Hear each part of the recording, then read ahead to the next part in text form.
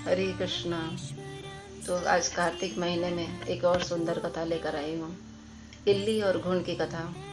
इल्ली जो थी, इल्ली और गुण में बड़ी मित्रता थी दोनों की, और दोनों ही बड़े प्रेम से रहते थे।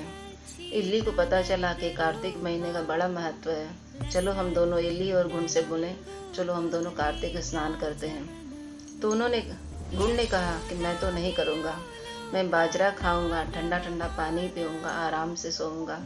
तुमको कार्तिक स्नान करना है तो कर लो। तो गुण बोलती है, ठीक है, तुम नहीं करोगे मत करो, मुझे तो करना है।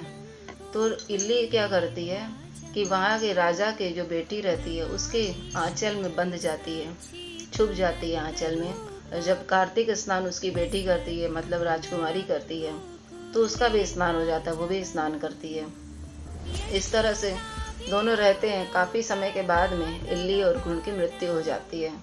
तो मृत्यु के बाद में क्या होता है कि जो इल्ली रहती है वो राजा के घर में राजकुमारी की तरह जन्म होता है, उनका राजकुमारी का जन्म होता है। और गुण जो होता है राजा के दरबार में गधा बन करके रहता है।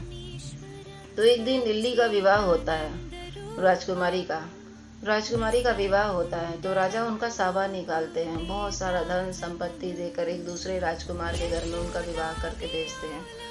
तो जब इल्ली जाने लगती है, जो राजकुमारी रहती है, तो उसे गधा एक दिखता महल के पास।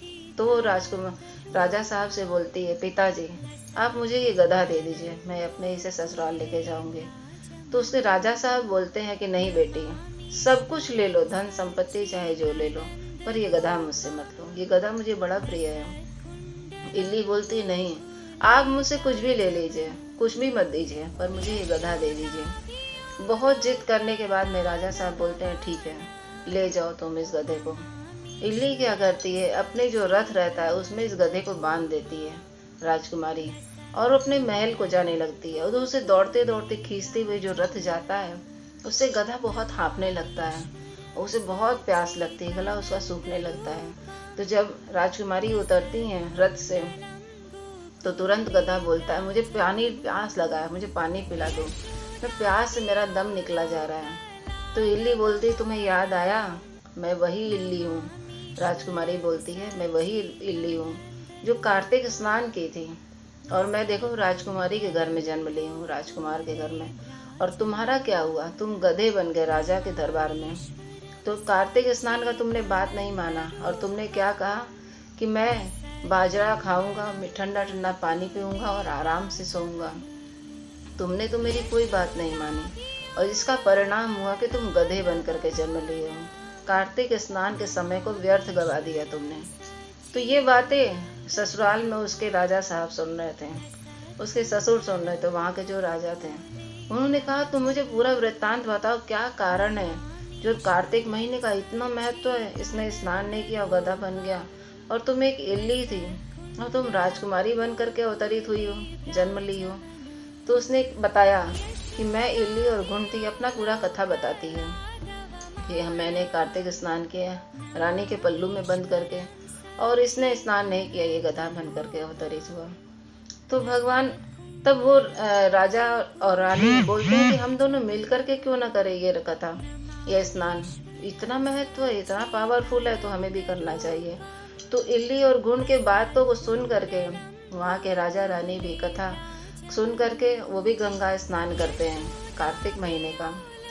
भगवान विष्णु की बड़ी आराधना करते हैं, जो उनको भी मोक्ष की प्राप्ति हो जाती है, इल्ली गुण की तरह। तो इस तरह से इल्ली और गुण के कथा तो एक समझ लीजिए हम सबके मन इच्छाओं को बदलने वाली है। इल्ली और गुण की कथा एक समझ लीजिए काल्पनिक है, पर असल जिंदगी में हम लोगों को भी कार्तिक महीने में भगवान ने एक बहुत सुंदर अवसर दिया है। भगवान ने सेल लगा के रखा है कि इस कार्तिक महीने का पूरा लाभ उठाओ।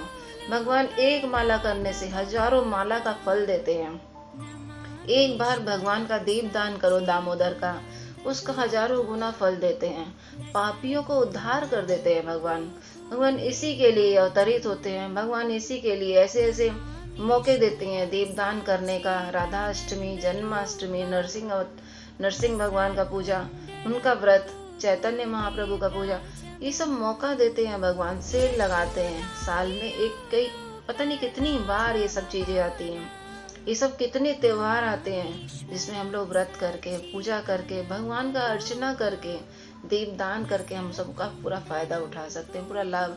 हमारा ये जन्म तो कई जन्मों का पाप धुल जाता है, हमारी बिगड़ी सुधर जाती है और हम भगवान के श्री चरणों में जगह पाते हैं। और नहीं तो गधा बन करके हमें जीवन नहीं जीना पड़ेगा। हो सकता है हमारा जन्म किसी अच्छे घराने में, जैसे इल्ली का एक कार्तिक स्नान करने से एक राजा की पुत्री बन करके जन्म ली, उसी तरह हमारा भी किसी अच्छे घर में जन्म होगा जहाँ पर हम भक्ति भाव करके अपने इस जीवन को सुधार सकते हैं। क्योंकि भक्ति भाव ही मनुष्य शरीर में किया जा सकता है और किसी शरीर में नहीं किया जा सकता है। यहाँ तक कि देवी देवता भी नहीं कर पाते हैं। क्यों? क्योंकि वहाँ इतना ऐश्वर्य है स्वर्ग में कि कोई भक्ति नहीं कर पाता है, भगवान को भूल जाता है। इसलिए देवता भी तरसते हैं इस धरती पर आने के लिए, क्योंकि जो आएगा इस धरती पे, और कितना कम आयु मिला है हमें, 100 साल का, जिसमें 100 साल कोई जीवित रहता भी नहीं है। 60-65 में सब निकल जाते हैं, बहुत हुआ 70-75 में। तो इससे क्या होगा? भगवान की भक्ति पा करके हमारा ये जीवन सुधर जाएगा और हम अपने भगवान के धाम में प्रवेश कर पाएंगे। हरे कृष्णा। तो ये कथा आपको कैसा लगा हमें बताइएगा।